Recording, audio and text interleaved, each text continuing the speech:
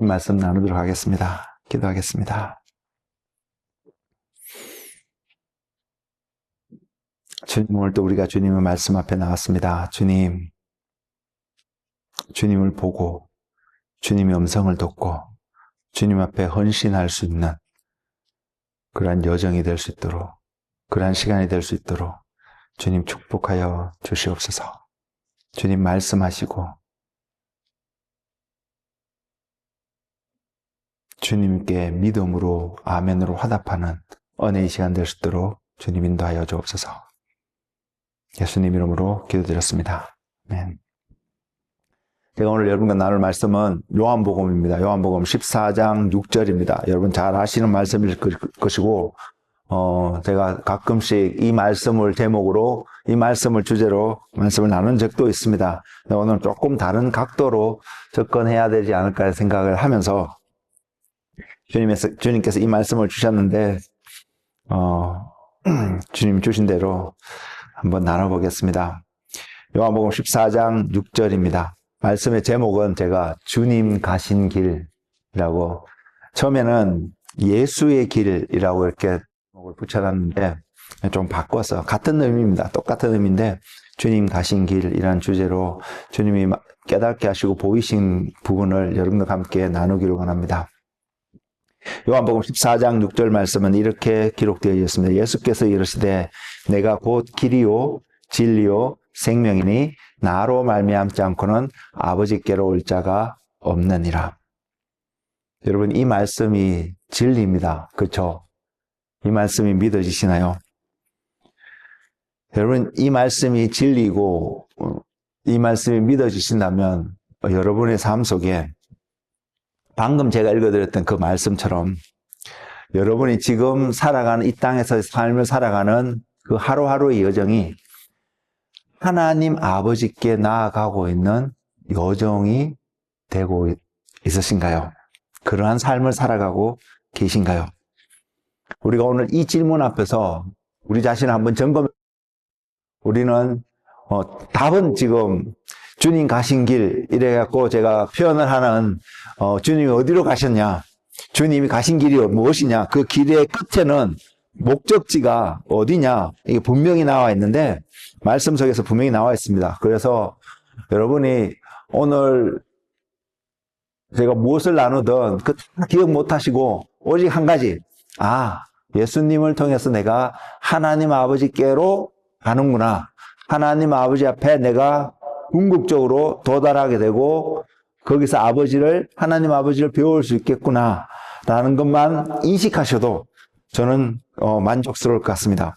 그래서 여러분이 가는 그 모든 여정들이 하나님께로 나아가고 있는지 아니면 그 반대로 가고 있는지 여러분 삶을 점검하면서 정말로 하나님께로 한 걸음 한 걸음 나아가시는 그 은혜의 삶이 되시기를 예수님 이름으로 축복을 드립니다.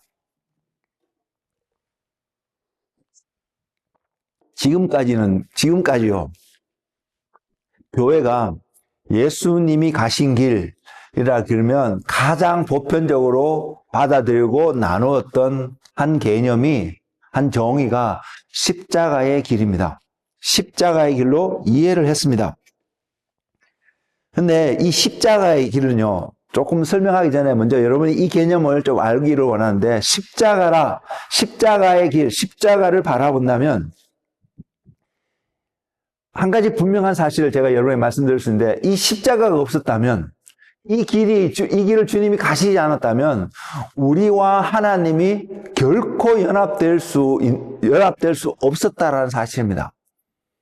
이 길 때문에, 주님이 가신 이 길 때문에 우리가 하나님과 연합될 수 있는 은혜가 주어졌는데, 하나님과 연합이 되어질 수 있다라는 그 말은요, 어떤 의미를 또한 우리에게 내포하고 있냐면, 소위 말해서 하나님과 우리가 가족이라는 사실, 이런 표현이 좀 이상하긴 한데, 한 종족이다라는 사실, 같은 DNA로 묶여질 수 있는 가족이라는 사실을 분명히 의미하고 있습니다. 십자가가 없었다면 우리는 그렇게 될 수 없는 존재였습니다. 왜냐하면 뒤에서도 제가 좀 설명을 하겠지만요. 왜 십자가가 없었다면 우리가 하나님의 가족이 될 수 없는 가장 큰 이유, 두드러지게 나타나는 이유, 때로는 종종 이것을 잘 이해하지 못하고 간과하는 그 이유가 뭐냐면 죄 때문입니다. 죄 때문에 우리는 하나님의 가족이 되고 싶어도 될 수 없고, 하나님이 우리 가운데 찾아오고 싶어도 찾아올 수 없는 그러한 가깝고도 먼 사이, 이런 관계에 놓여지게 된 이유가 바로 죄 때문이고요. 이 죄의 문제가 해결된 장소가 주님이 가신 십자가의 길이라는 사실입니다. 그래서 주님이 가신 길은 십자가의 길이 맞습니다. 근데 이것이 최종 목적지가 아니라는 것입니다. 그러나 이것은 목적지라기보다는 출발선이라고 말씀을 드릴 수 있고요. 그래서 주님의 이 십자가의 길이 없었다면 우리는 하나님 아버지께 온전히 나아가지 못하는 그러한 운명 가운데 처할 수밖에 없는 그러한 존재였다는 사실을 여러분이 알고 오늘 말씀 앞에 한번 서기를 원합니다.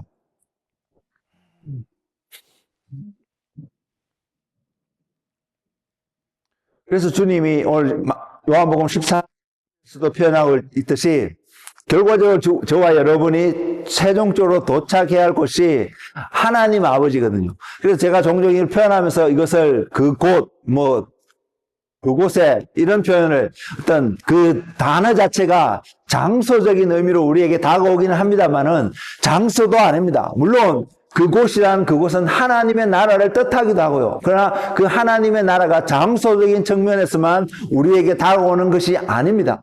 궁극적으로 저와 여러분이 도착하는 그곳, 도착하는 데는 어디냐면 바로 하나님 아버지라는 사실이고, 예수 그리스도를 통해서 주님이 이 땅에 오셔서 말씀이 육신이 되신 그분이 우리 가운데 찾아오셔서 궁극적으로 보이신 길이 하나님 아버지께 나아가는 길, 하나님 아버지 앞에 갈 수 있는 길을 보이셨습니다. 그래서 주님이 하시는 말씀이 내가 곧 길이요, 이정표도 아닙니다. 저는 여러분에게 이런 말을 종종 합니다. 하나님께로, 주님께로 나아가는 이정표 같은 사인포스와 같은 역할을 제가 한다고 말씀을 드렸지만, 저의 역할은 그럴 수는 있지만 주님은 그런 역할을 하시는 분은 아닙니다. 주님 그분 자체가 길이고 진리고 생명이니, 이것을 통해서 우리가 그 길 가운데 있을 때에, 우리가 그 진리 가운데 있을 때에, 그래서 우리가 얻게 되는 그 생명을 얻게 되었을 때 우리는 궁극적으로 어디에 서게 되냐면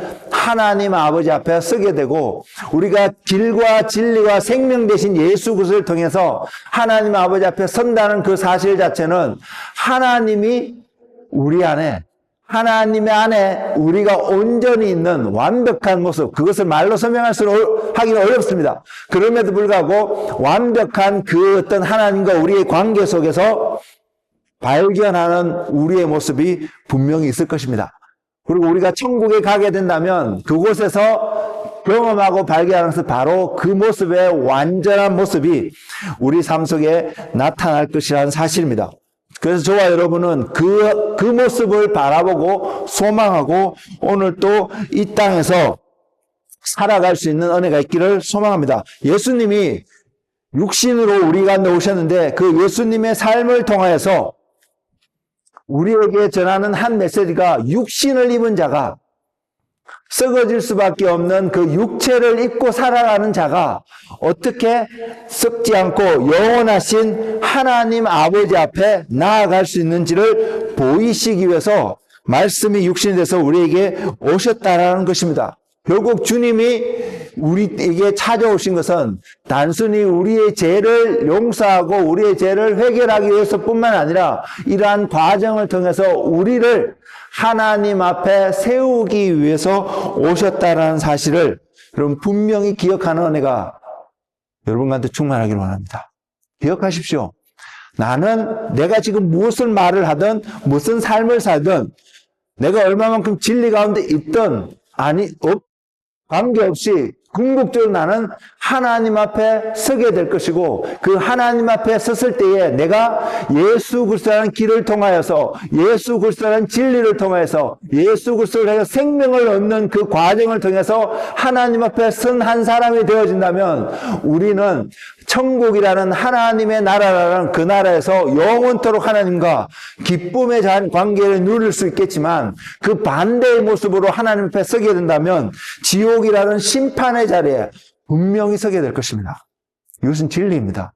내가 듣기 싫어한다고, 거부한다고 이루어지지 않는, 부인될 수 있는 그런 것이 아니라 이것은 반드시 이루어질 사건이고 사실이기 때문에, 저와 여러분은 솔직히 선택은 이쪽도 할 수 있고 저쪽도 할 수 있는데, 우리가 선택할 수 있는 유일한 길은 하나입니다. 예수님을 통해서 그 생명을 얻는 자리에 가야 된다는 것입니다. 결국은 예수님이 아니면 우리는 그 자리에 갈 수 없다라는 사실입니다.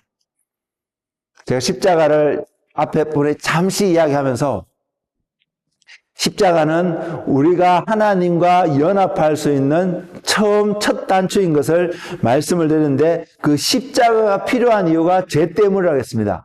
우리 안에 기본적으로 죄라면 어떤 생각이 많으냐면, 이것은 하면 돼, 해도 되는데 해도 되고, 저것은 하면 안 돼, 하면 안 된다고 말하는 것을 했을 때에 죄라는 인식이 강하게 있고요.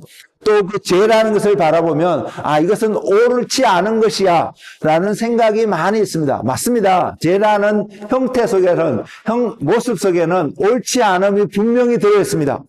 그러나 우리가 특별히 성경에서 죄라고 말할 때는 옳고 그름을 나타내는 그 척도로서만 주어지는 것이 죄가 아니라는 사실입니다.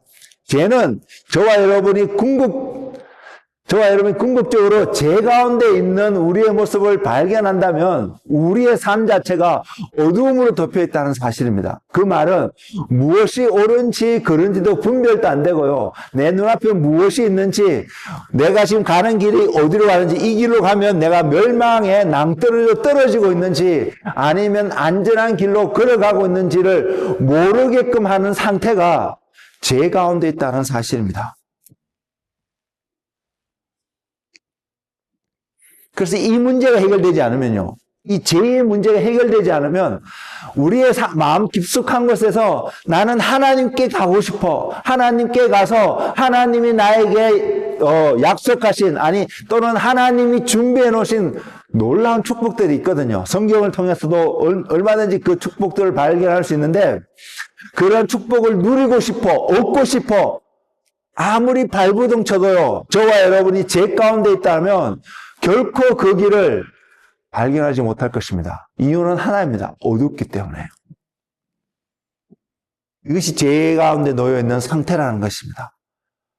이런 우리에게 찾아오신 분이 예수님이시고요.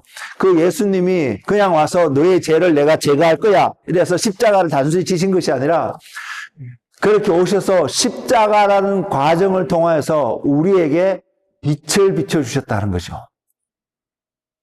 내가 지금 죄 가운데 있구나를 깨닫게 하시고, 또 그 죄의 문제를 해결할 수 있는 길을 십자가라는 그 주님이 가신 그 여정을 통해서 우리에게 보여주시고요. 그래서 그것을 십자가라는 관문을 통해서 바라보게 되면, 내가 가야 될 길이 어떤 길이구나를 볼 수 있고, 보았기 때문에 가는 것이 당연하잖아요. 그것이 올바른 것이잖아. 그러니까 어려운 삶을 산다는 거죠. 그래서 그 길을 가니까 결국은 내가 대면하고 도착하는 그곳이 하나님 아버지라는 사실입니다. 그렇다면 예수님이라는 그 길 위에 마지막 그 지점에, 그래서 주님이 오메가시잖아요. 주님이 마지막이거든요. 주님 그 이후에는 더 이상 우리가 지금 시작과 끝이라고 표현할 만한 어떠한 의미 있는 게 없습니다. 왜냐하면 그때부터는 끝이 없이 계속 뭔가 진행되어져 가는 어떤 상황이 되니까요.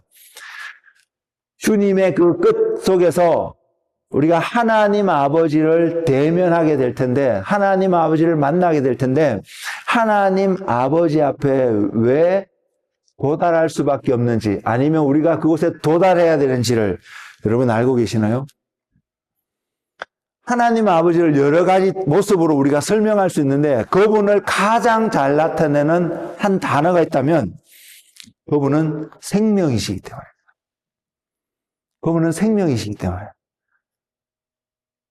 죄 가운데 있는 우리는, 그래서 어둠 가운데 있는 우리는 우리가 가는 그 길의 끝에 멸망의 길임에도 불구하고 알지 못하고 가고 있는 우리에게 빛을 보여주셔서 어느 방향으로 우리의 방향을 편하게 하시냐면 생명의 길로, 생명을 얻는 자리로 우리를 인도하시고, 그 생명은 바로 하나님 자신 안에 있는, 하나님 그분 안에 있는 하나님의 어떤 부분이 우리에게 들어오는 것이거든요.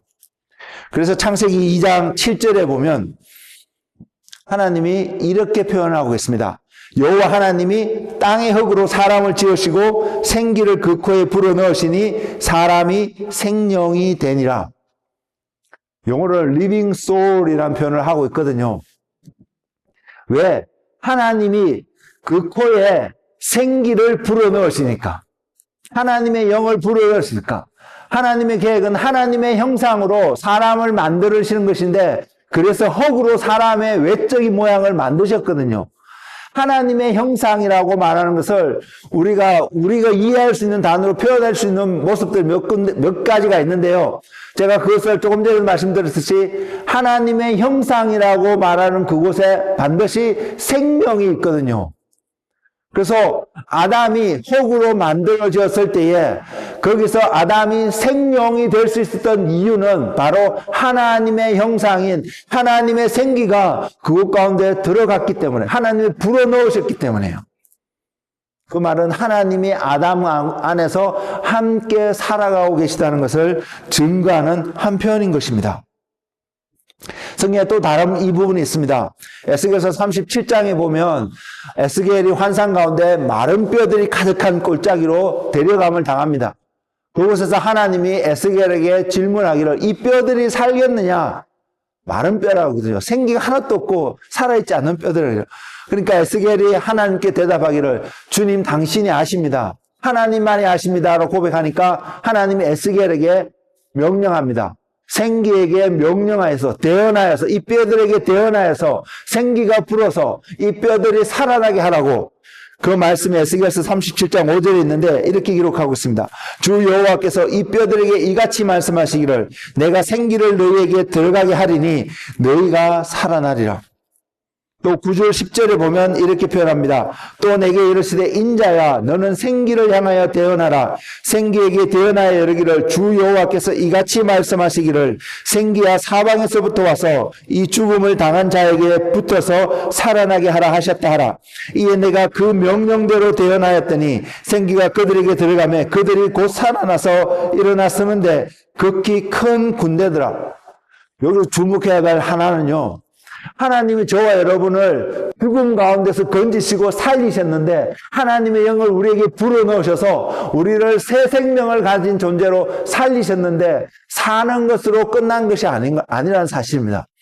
이렇게 살아난 그 사람은 바로 하나님 나라의 군대가 될 수밖에 없음을, 군대로서 살려짐을 받고 세움을 입었고 준비되게끔 하셨다는 그 하나님을요, 우리는 그 하나님을 바라봐야 합니다. 우리가 그래서 그 하나님을 바라볼 때 우리는 좌절하고 낙담하고 넘어지는 자의 모습으로 오늘 주어진 하루를 살아갈 수가 없다는 것입니다. 왜? 살아있는 하나님의 생명이 우리 안에 거하고 있다면 말입니다. 즉, 말씀에서 증거하고 있듯이요, 하나님의 영이 우리 안에 거할 때에, 그 속에 거할 때에 그 존재는 살아있다라는 것입니다. 반대로요, 하나님의 영이 그 안에 없는 존재는 육신적으로 봤을 때는요, 우리가 서로를 봐도 저 사람은 살아있다, 살아있는 사람이구나, 호흡하는 사람이구나 이렇게 표현할 수 있는 사람이라 할지라도 그 사람 속에 하나님의 영이 머물지 않는다면, 하나님이 그들과 함께 하지 않는다면 그들은 산 자이나 죽은 자인 것입니다. 그래서 주님은 죽은 자들로 죽은 자를 장사하게 하라. 어떻게 보면 굉장히 이상 야릇한 그런 어떤 표현의 말씀이지만 결국 그들도 죽었다는 것이죠. 이 죽은 자들로 죽은 자를 장사하는 그 죽은 자가 장사, 실제로 육신이 죽은 자를 또한 묻어야 되는 이런 과정이 남아있겠지만 또 누가 하냐면 죽은 자들, 하나님의 영이 없는 자들로 그렇게 하라고 하고 너는 나를 따르라 이렇게 표현하는 장면들이 있다는 것입니다.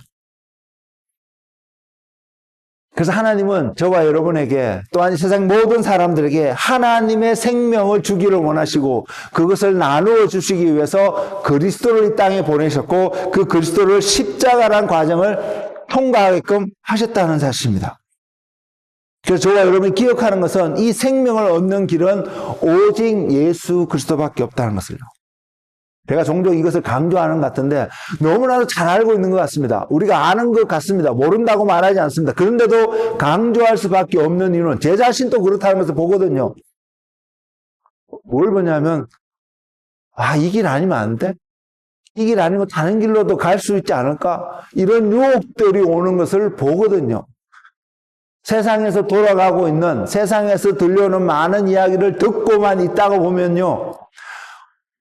저 길로 가도 재미있을 것 같고 저 길로 가도 괜찮을 것 같고 저 길로 가도 나름 괜찮을 것 같아 보이는 많은 길들이 있거든요. 근데 그 길이 예수 그리스도를 통해서 다가오는 길이 아니라면 그 길로 가서는 절대로 안 된다는 것이 분명하기 때문에 우리는 스스로 계속 우리 자신을 리마인드 시키는 훈련도 필요하지 않을까 생각합니다. 예수님이 아니면 나는 이 생명을 얻는 자리에 갈 수 없다라는 사실요. 성경도 마찬가지로 이것을 증거합니다. 사도행전 4장 12절에 다른 이로서는 구원을 받을 수 없나니 천하 사람 중에 구원을 받을 만한 다른 이름을 우리에게 주신 일이 없음이라 하였더라. 제가 오늘 진리라는 부분에 대해서는 구체로 좀 설명을 안 드리는데요. 여러분 잘 캐치하시기 바랍니다. 방금 읽었던 말씀을 통해서도 하나님의 말씀이 진리이면 이 진리는 다른 것과 절대로 타협할 수가 없습니다.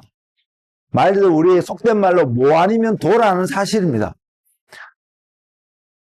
이것이 진리면 다른 곳에는 이것을 대체할 수 있는 다른 어떤 유사한 진리도 존재할 수 없다는 사실입니다. 다른 이로서는 구원을 받을 수 없나니 천하 사람 중에 구원을 받을 만한 다른 이름을 우리에게 주신 일이 없음이라 하였더라. 하나님이 우리에게 주신 이름은 예수 그리스도밖에 없다는 사실입니다. 이것이 저와 여러분 삶 속에 끝까지 주님 앞에 서는 날까지 부족하지 않게 붙잡고 살아가는 믿음의 용사들이 되기를 주님의 이름으로 축복을 드립니다. 세상에는 어느 누구도요, 죽음을 좋아하는 사람은 분명히 없습니다. 할 수만 있다면 이 죽음을 피해가고 싶고요. 할 수만 있다면 이 죽음을 늦추고 싶은 것이 모든 사람들의 공통적인 생각입니다. 그런데 이 죽음은 죄 때문에 들어오게 됐다는 사실이거든요. 이것이 진리라는 것입니다. 태어나서 보니까 모두가 죽음을 대면하게 되고 또 보니까 모두가 이 죽음을 벗어나고 싶고 싫어하는 마음들이 우리 안에 다 있지만 벗어날 수 없는 이 죽음이 왜 우리에게 이 죽음이 주어졌냐면 죄라는 사실로 우리는 이것을 철저하게 바라볼 수 있기를 원합니다. 죄 때문에 내가 죽을 수밖에 없구나라는 사실요.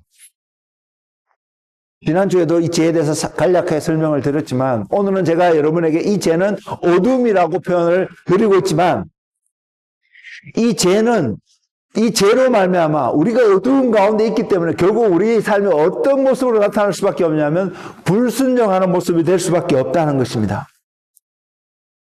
불순종의 열매가 이 죄라는 것이죠. 그래서 이 죄가 결국은 우리에게 어디서 나타나냐면 죄라는 것은 눈에 보이는 형태가 아니잖아요.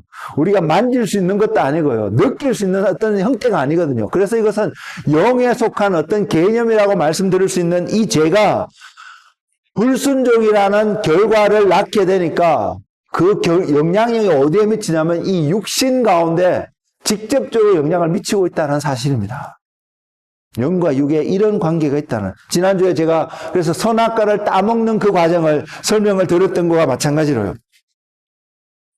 결국은 이 육신이 그 죄로 말미암아 죽게 되는 그 과정을 간접적으로 경험하게 되지만 선악과를 알게 하는 그 나무 열매를 따먹는 그 순간 죄라는 것이 들어오게 되고 그것이 우리에게 불순종의 결과를 가져오게 된 그 사건이 하나님과 우리를 단절시킬 수밖에 없었다는 사실요. 결국은 하나님과 우리가 단절되기 때문에 영이신 하나님과 단절되기 때문에 우리의 영 속에서도 죽음이 존재할 수밖에 없음을 성경은 증거하고 있다는 사실입니다. 심지어는 저와 여러분이 지금 오늘 예배도 드리고요. 말씀도 듣고 있고 또 한 주간 지내면서 다양한 형태의 말씀도 듣고 선한 일도 하고 뭐 이렇게 한다고 할지라도 그래서 우리가 그리스도인이라고 스스로 인정하는 어떤 옷을 입고 있다 할지라도요. 내가 하나님과 어떠한 관계도 맺어가지 못하고 형성하지 못하고 발전시켜가지 못하는 어떠한 삶 속에 있다고 확정되어진다면 여러분은 죽은 자라는 사실입니다. 죽음은 하나님이 함께하지 않는 어떤 상태이기 때문입니다. 그것은 죄 때문에 들어왔지만 그래서 죄 때문에 하나님이 어떤 그곳에 우리의 삶 속에 함께할 수 없기 때문에 우리는 죽은 자가 될 수밖에 없다는 것입니다. 그런 우리에게 하나님이 예수님을 보내셔서 찾아오시고 우리에게 길을 보이시고 진리가 무엇인지 알려주시고 우리에게 생명을 주신 그 길이 십자가로부터 시작되어졌고 그 십자가의 과정을 통해서 우리가 궁극적으로 하나님 아버지 앞에 나아가게 되었다는 사실입니다. 주님이 하나님으로부터 오셨잖아요. 빌립보서에서는 하늘의 모든 영광을 버리시고 종의 몸으로 죽기까지 순종함으로 낮아지셔서 낮아질 수 있을 만큼까지 더 이상 낮아질 수 없을 때까지 낮아지셨다라고 성경은 표현하고 있거든요. 그러고 나서 그를 높이 들어 세우셨습니다. 그냥 산 위에 어떤 모든 높은 것보다 더 높은 곳에 그냥 들어 세우신 것이 아니라 가장 낮아졌던 그곳에서 죽음이라는 그곳에서 들어 세우셔서 어디로 가시겠냐면 하나님 우편에 앉아 있게끔 그 레벨은 하나님과 동등되는 자리에 있게끔 하나님 앞에 있게끔 어떤 모습으로 오셨어요? 육신을 입고 이 땅에 오셔서 죽음이라는 그 과정을 통해서 하나님과 같이 앉을 수 있는 그 스테러스를 리스토어 하셨다는 사실입니다. 그래서 그분은 나타나는 그 모습만 보더라도 그분이 하나님이 아니었다라고 한다 할지라도 그 모습을 통해서 그분은 영원히 살아계신 분이십니다. 왜? 하나님과 함께 하시는 분이기 때문에요. 그리고 그분이 그런 모습을 얻을 그 과정이 우리에게 보이셨는데 우리가 똑같은 과정을 통해서 우리가 갖고 있는 똑같은 모습을 통해서 그 과정 가운데 가셨다는 사실입니다. 그래서 우리도 갈 수 있다는 것입니다. 왜? 하나님이 예수를 통해서 그 길을 보이셨기 때문에요. 반대로요. 예수님 없이는 결코 그 길을 갈 수 없다는 것을 분명히 말씀하고 있다는 것입니다.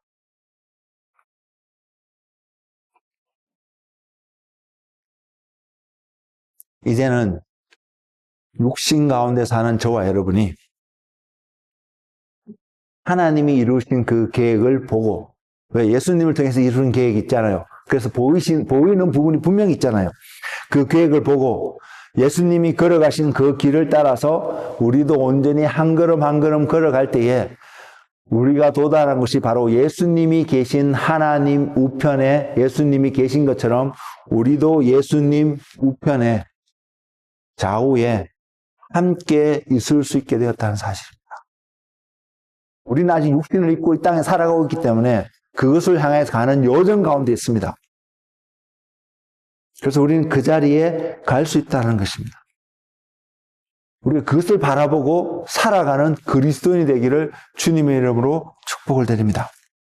그리스도인은 영의 사람이라고 말씀을 드렸습니다. 영이라는 그 영의 사람이라는 그 존재는 거듭남이라는 과정을 통해서 존재하게 되는데 그 삶이 육신 가운데도 나타나게 되었거든요.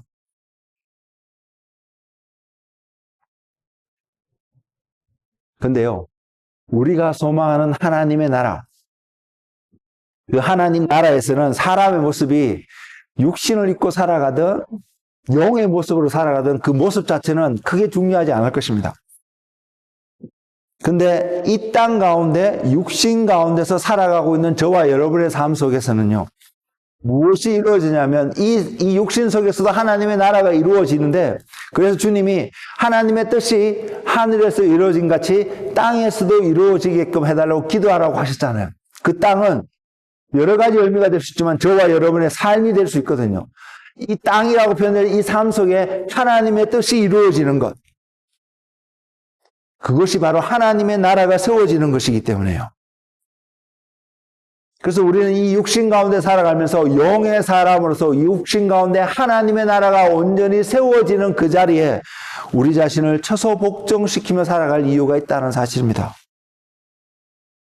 갈라디아서 2장 20절은 그래서 중요합니다. 우리 육신은, 우리들은 주님과 함께 십자가에 죽은 존재이지만 또한 우리가 육신 가운데 살아가는 그 이유가 예수 그리스도를 믿는 믿음 안에서 사는 그 삶인 것을 보여주고 있기 때문에요. 저도 마찬가지고요. 저도 가끔씩은 그런 표현을 합니다만은 아마 여러분들도 그럴 거라고 생각합니다. 많은 사람들이 우리가 본받을 수 있는 롤 모델을 찾고자 하고 그 사람을 따라가고자 합니다.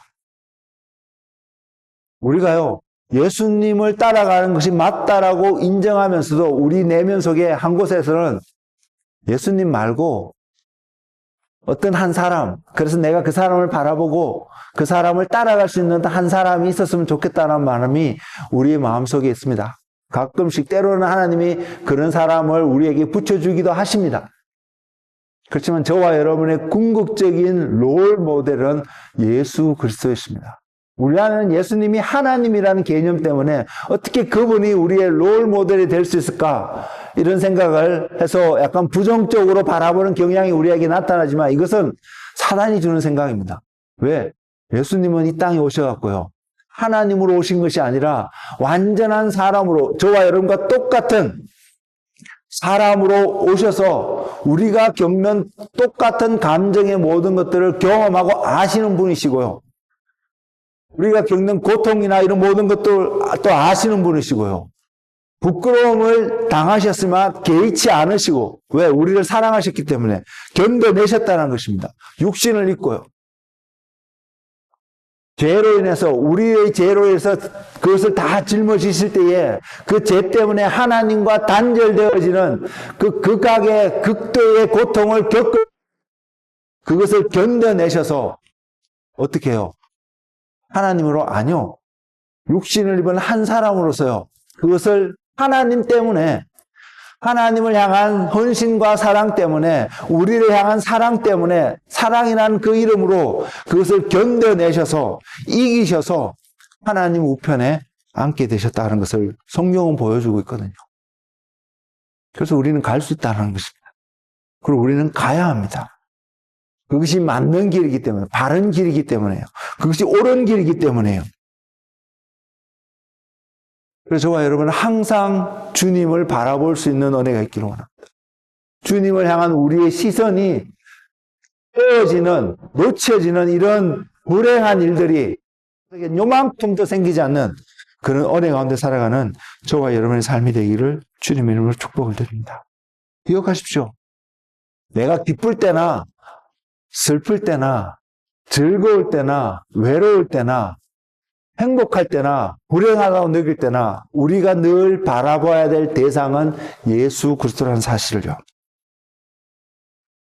그럴 때 우리는 지존자의 은밀한 곳에 머물고 있으며 그 날개 아래에 머물고 있는 우리 자신을 발견하게 될 것이고요.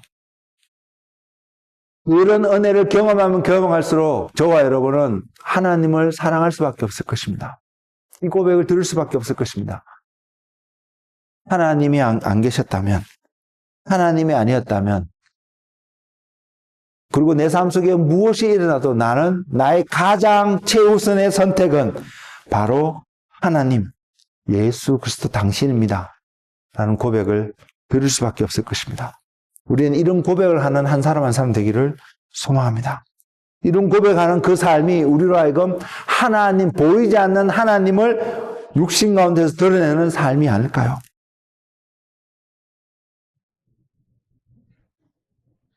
그래서 우리는 지혜를 구하는데요. 어떤 지혜냐면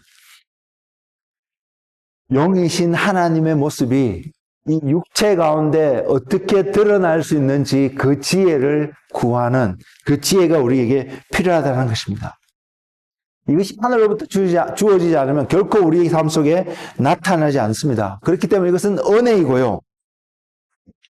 이 은혜가 머무는 최고의 장소, 최종적인 장소는 그 사람이 어떤 사람이냐면 겸손한 사람일 때에 그 은혜가 머물 것입니다. 그래서 우리는 그 자리에 있기를 원합니다. 보이지 않는 하나님을 드러내기를 원하는 그 마음이 우리 안에 있다면 우리는 그 겸손의 자리에 기꺼이 자신을 내려놓을 수 있는 선택이 필요하다는 것입니다. 이것을 기억하시기 바랍니다. 그래서 그 하나님, 주님이 가신 그 길을 선택하여서 하나님을 드러낼 수 있고 우리 자신이 또한 하나님께로 나아갈 수 있는 그런 지혜가 저와 여러분 가운데 충만하기를 원합니다. 이 삶을 다른 말로 표현하면요, 이 말입니다. 거룩함입니다. 저와 여러분이 거룩하게 살아갈 수밖에 없다는 것입니다. 거룩의 가장 기본적인 단어의 뜻은 된 삶이거든요. 세상과 구별된 삶이거든요. 하나님과 구별되어진 삶이 거룩이 아니잖아요. 세상과 구별되어진 삶이 거룩이잖아요. 이 구별되면요, 육을 가진 저와 여러분의 삶이 영의 삶을 살아갈 때에 온전히 나타난다는 사실입니다. 그리고 우리가 그리스도인으로서 그리스도인답게 살아가고자 한다면 이 삶을 위해서 우리는 결단이 때로는 필요하고요. 또한 우리는 의지도 필요하고요. 때로는 헌신도 필요하다는 사실입니다. 이런 어떤 모먼트 속에서 항상 우리가 이런 결단, 어떤 결단, 내가 주님을 따라가고 하나님을 선택하는 결단.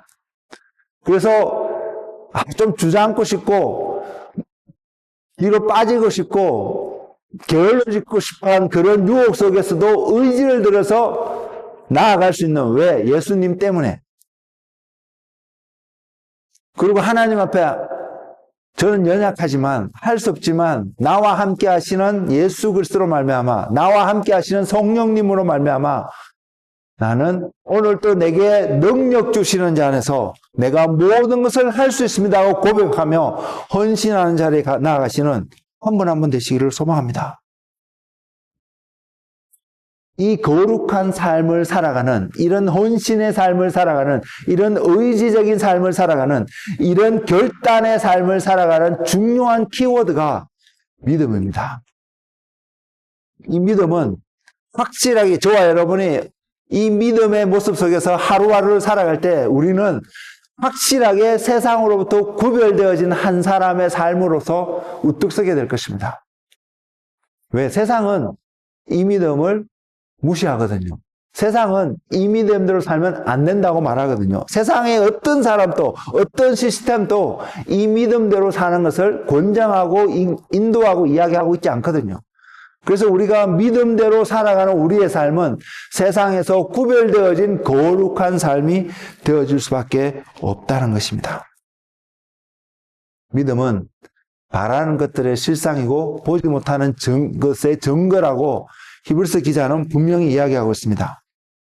그래서 이 믿음의 삶은 육을 가진 저와 여러분과 같은 우리들이 어떻게 영의 삶을 살아가는지를 중요하게 알게 해주는 키워드라는 사실입니다.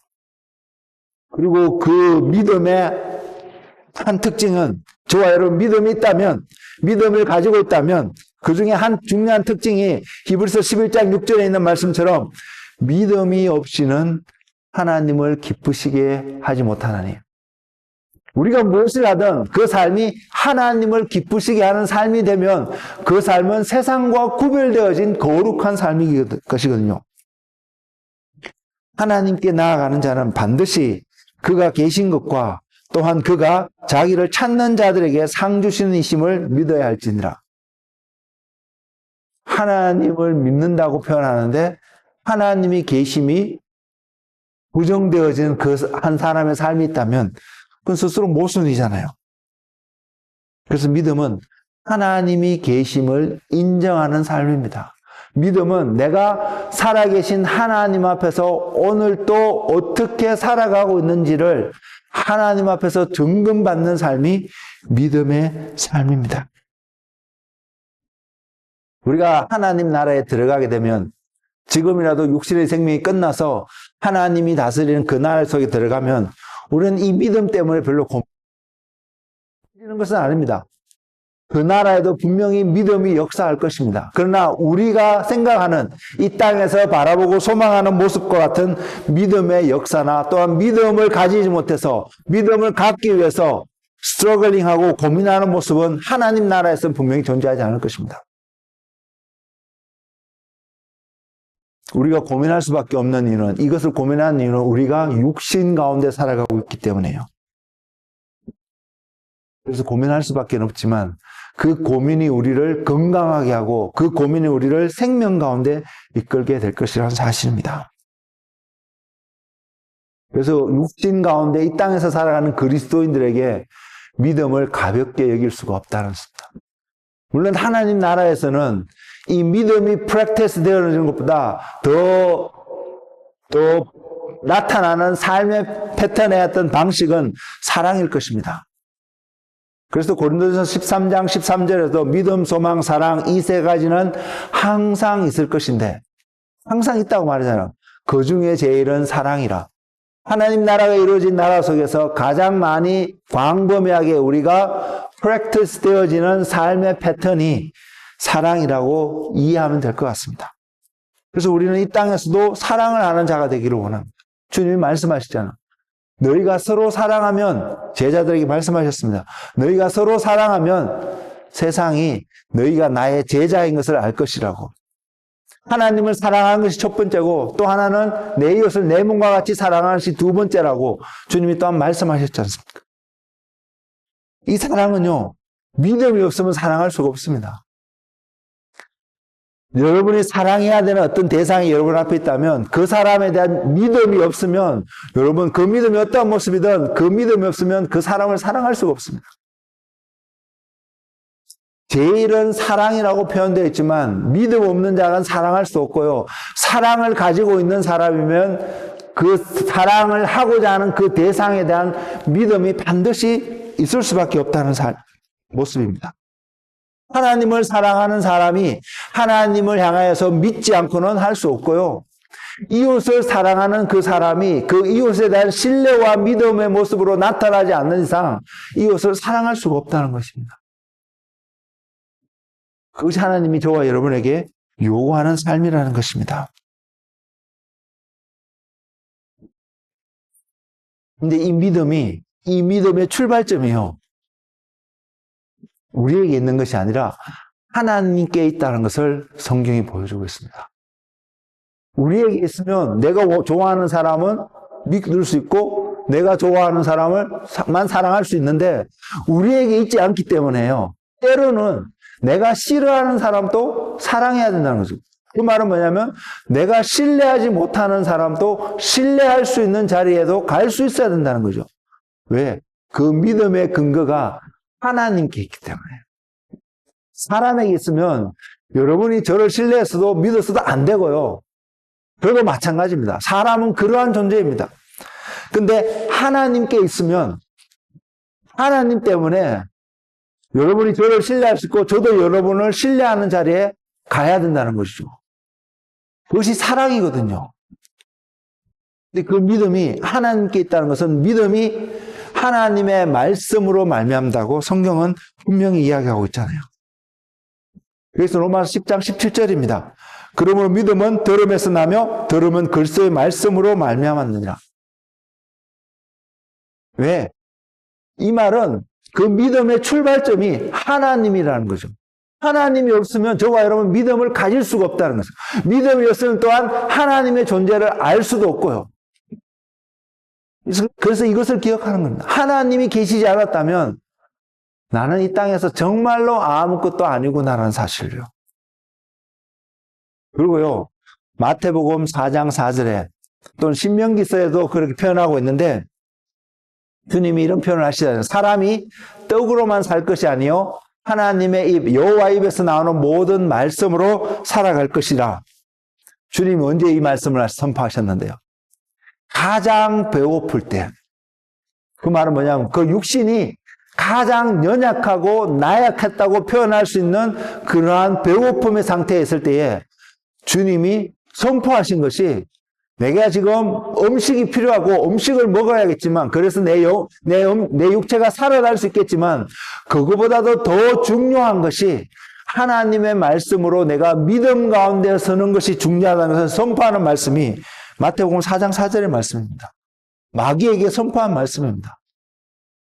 마귀는 우리에게 너 배고프잖아. 너 외롭잖아.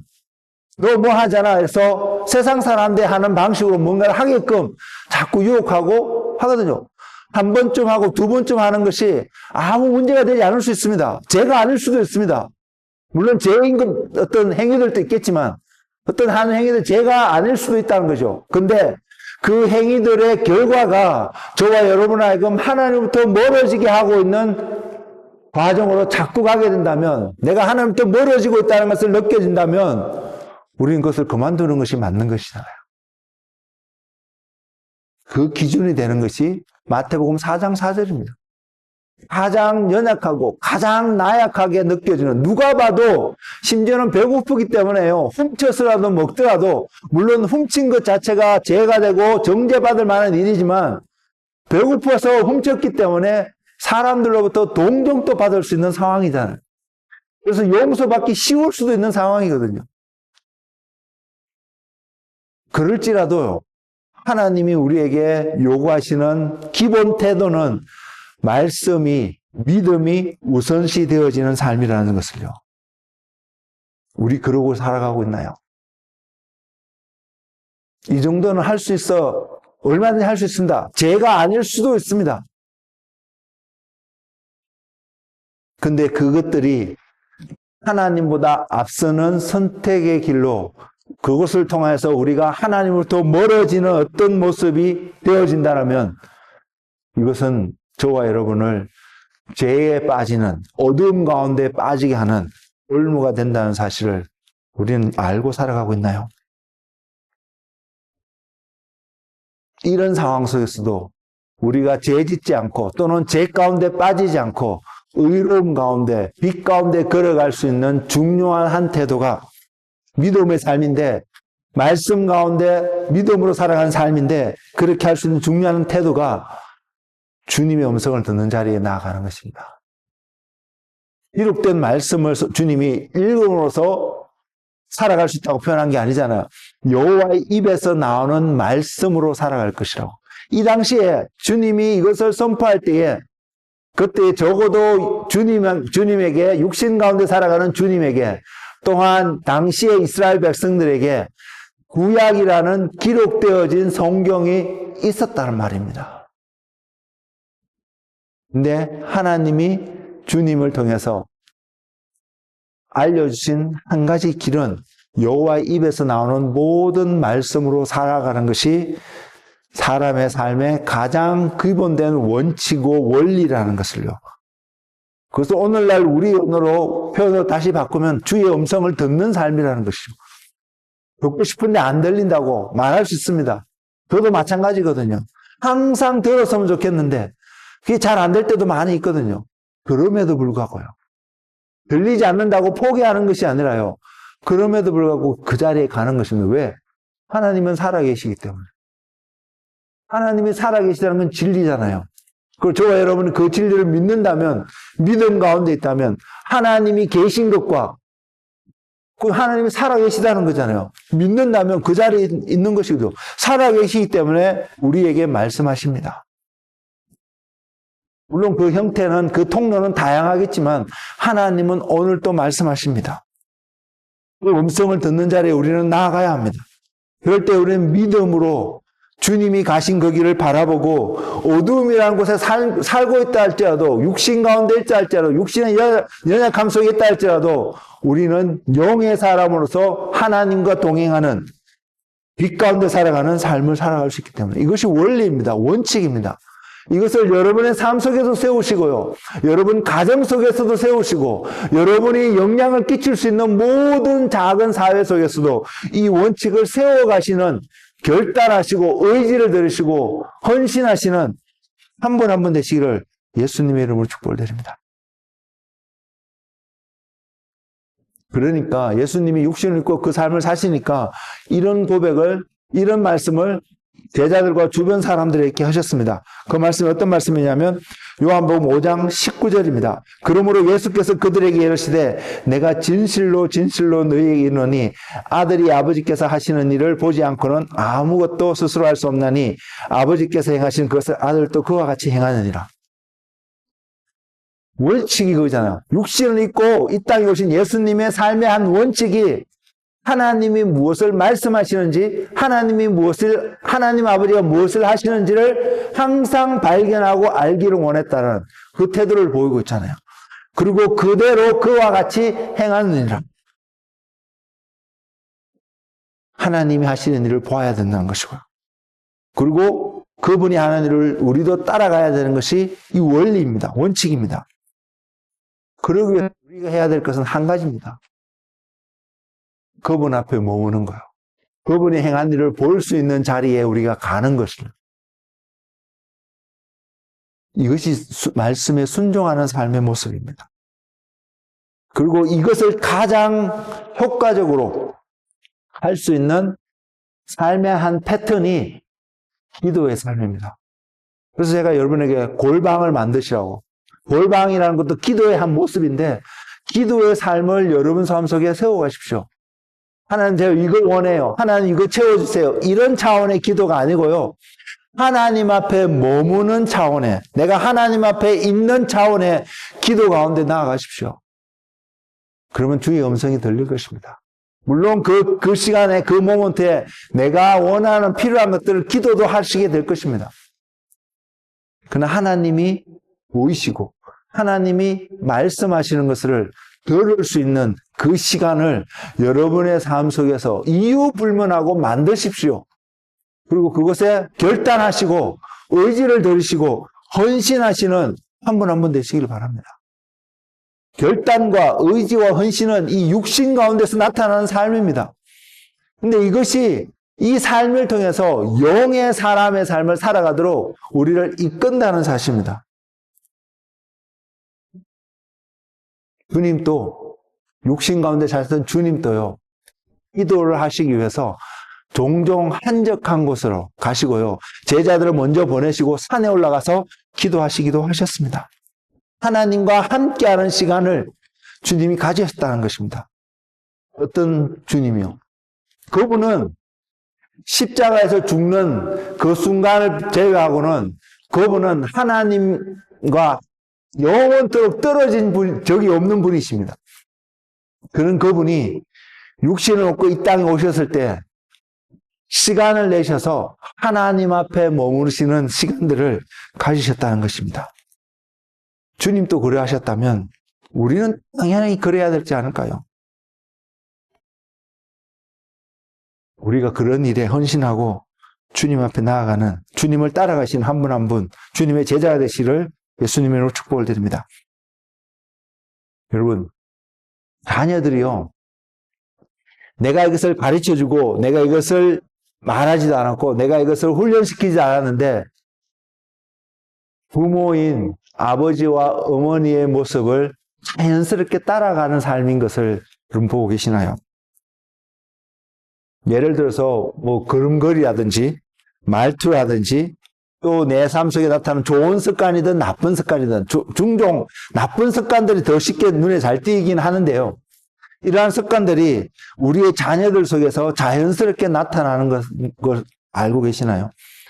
한 번도 이것을 해야 된다고 말한 적도 없고요. 또는 이것은 하지 말라고 말했음에도 불구하고 하고 있는 모습을, 반석에 나타나는 모습을 보고 있다는 사실입니다. 우리는 어떤 존재냐면요. 부모인 우리는 그 자녀의 그런 모습을 보면, 특히 내가 싫어하는 모습이면 자녀들이 그것을 안 했으면 하고 자꾸 잔소리도 하고요. 매도되고요. 디스플린도 하고요. 당근도 주고요. 이런 일을 합니다. 또 우리는요.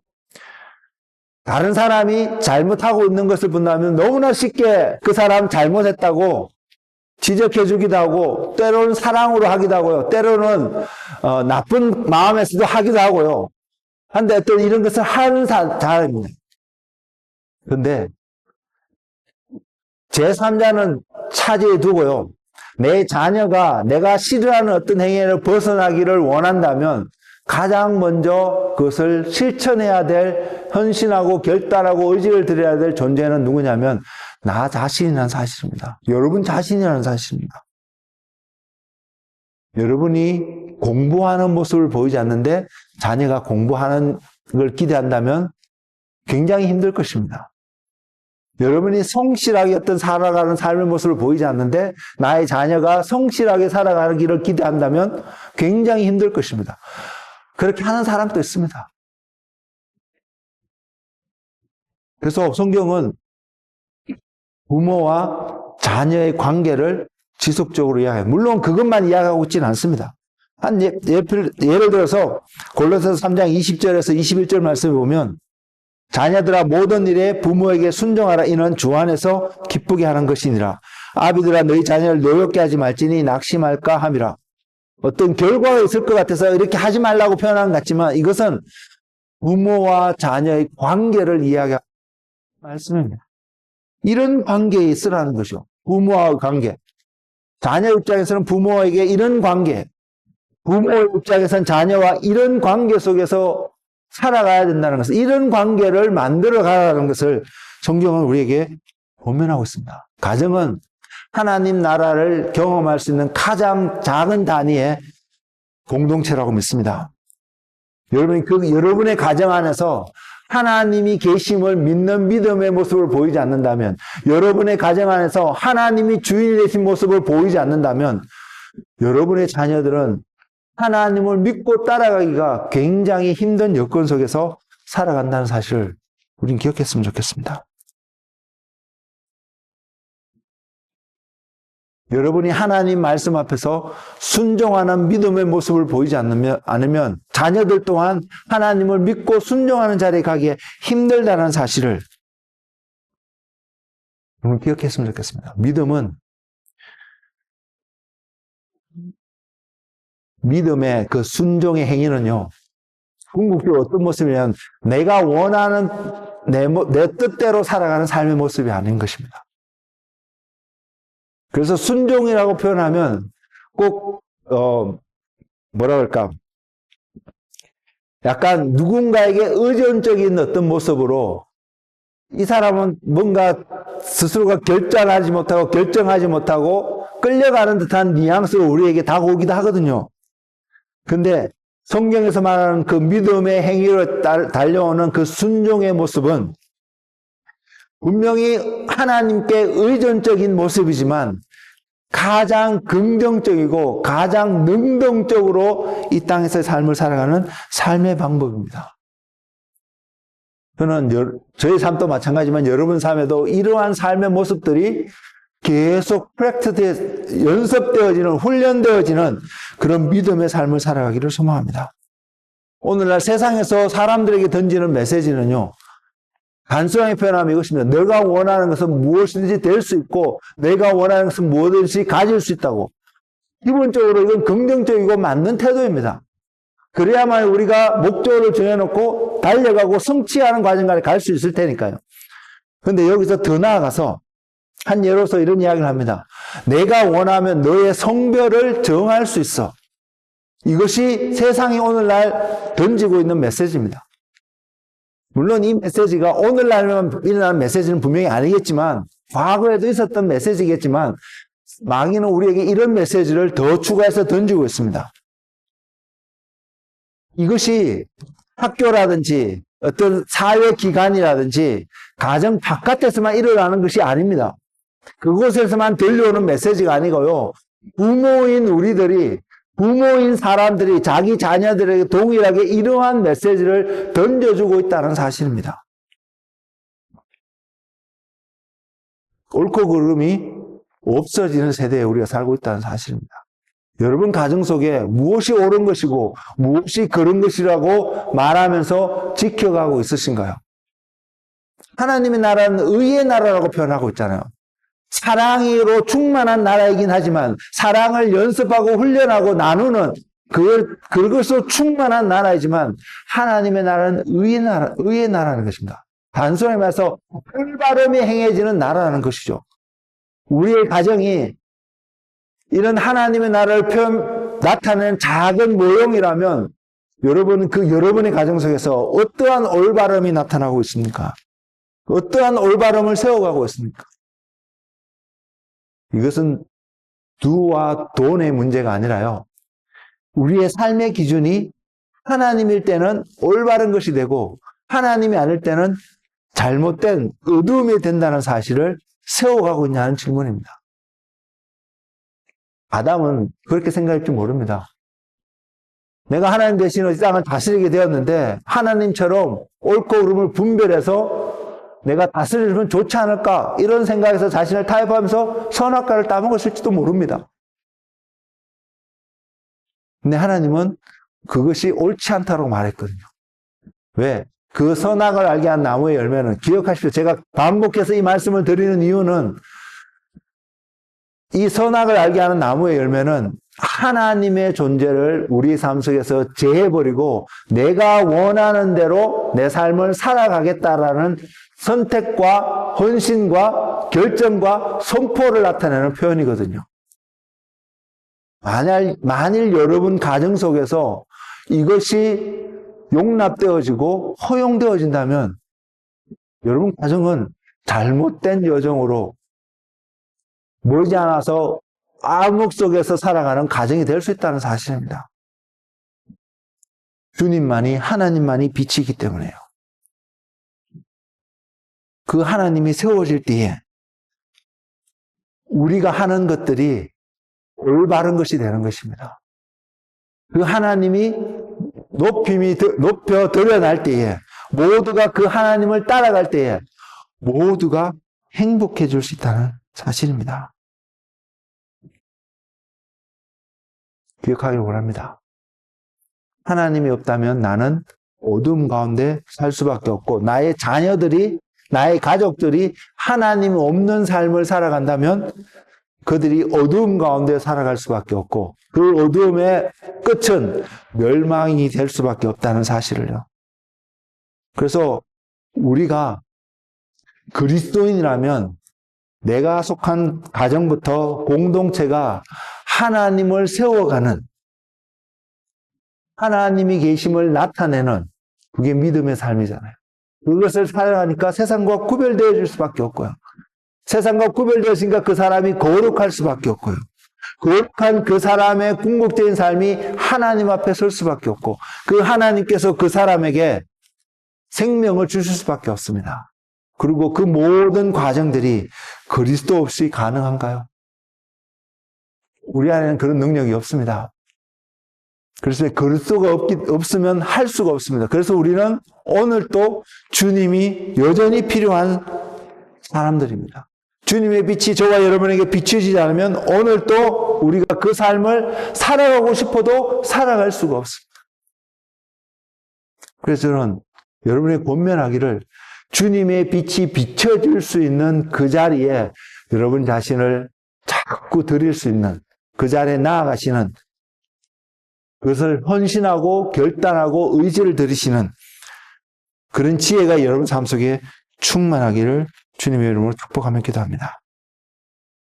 길이신 주님께서 이 땅에 살아가는 모든 사람들에게 어떠한 길로 오라고 분명히 부르고 계십니다. 적어도 이곳에 있는 저와 여러분은 이 길이 어떤 길인지 무슨 길인지 완전히 모른다 할지라도 조금은 들어서 알고 있습니다. 그렇다면 이제 우리는 그 길 가운데 온전히 걸어갈 수 있는, 나아갈 수 있는 헌신하는, 순종하는 믿음의 삶이 되기를 주님의 이름으로 축복을 드립니다. 그럴 때 우리는 그리스도인이 되는 것입니다. 그럴 때 우리는 생명 가운데 걸어가는 것이고, 그럴 때 우리는 빛 가운데 걸어가서 우리가 죽음이 싫거든요. 저도 마찬가지 싫습니다. 죽음을 생각하면 두려울 수 있습니다. 그게 인지상정이고 모든 사람이 가지고 있는 생각입니다. 근데 내가 하나님 앞에 간다는 것을 알기 때문에, 하나님이 나의 힘이고 하나님이 나의 그 모든 것을 지키는 그 삶 속에 있다는 걸 알기 때문에, 비록 죽음이 우리에게 다가온다 할지라도 우리는 그 죽음을 대면할 수 있습니다. 왜? 지나가거든요. 통과할 수 있거든요. 주님의 능력으로. 그리고 그 능력 뒤에는, 그 통과하는 그 여정 뒤에는 생명이 기다리고 있고, 그 생명이 우리를 죽었으면 다시 살릴 것이고요. 죽지 않고 그 생명을 맞이하면 영원히 죽지 않는 모습으로 우리는 변화되어져 갈 것이기 때문에요. 두려운 존재지만 두려워할 이유가 없다는 것입니다. 죽음이. 그러한 삶을 살아가는 믿음의 은혜 가운데 살아가는 한 분 한 분 되시기를 예수님의 이름으로 축복을 드립니다. 기도하겠습니다. 주님,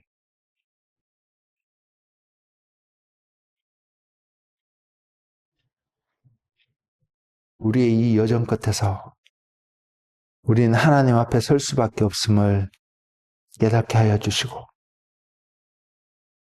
예수님과 함께하는 여정이 아니라면, 예수님이 우리와 함께하는 삶이 아니라면 우리는 부끄러움 가운데, 두려움 가운데 하나님 앞에 설 수밖에 없음을 알게 하여 주셔서 주님과 함께함으로, 비록 이 땅에서 삶이 때로는 고달파 보기도 하고 싫어 보이게 하는 모습일지라도 내가 예수 그리스도와 함께 한다라면, 또한 때로는 기쁨의 모습이랄지라도 예수님을 잃어버리는 모습이라면 그 기쁨을 포기할 수도 있고,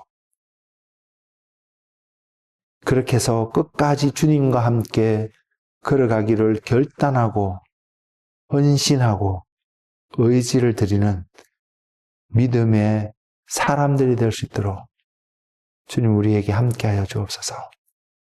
성령으로 기름 부어주시고 성령으로 충만케 하여 주셔서 그리스도를 통하여 난 길을 통하여, 그분을 통하여 보여진 진리를 통하여, 그분을 통하여 주어진 생명을 얻는 그 자리에 오늘도 넉넉히 이기며 살아가는 믿음의 용사들이 되도록 주님 축복하여 주시옵소서.